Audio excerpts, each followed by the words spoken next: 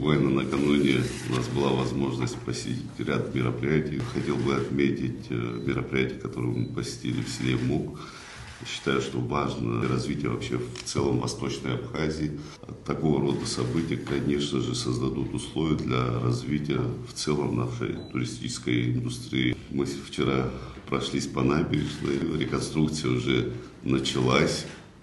И мы видим, что это очень масштабное мероприятие. Договаривались, что одной из целей совместной деятельности является максимальное увеличение такой самодостаточности экономики Абхазии. Да? Потому что и в интересах Абхазии, и в интересах России, чтобы экономика Абхазии максимально обеспечивала необходимые доходы бюджета, обеспечивала нормальную жизнь людей, социальную защиту, развитие инфраструктуры, инвестиции в новые проекты. Тяжелая задача, непростая, но вы знаете, даже вот за эти полгода видно, что доходы бюджета выросли почти на 30%. И отдельно, Бадыр Зурабович, хочу сказать спасибо, помимо всех этих наших вопросов, знаете, человеческие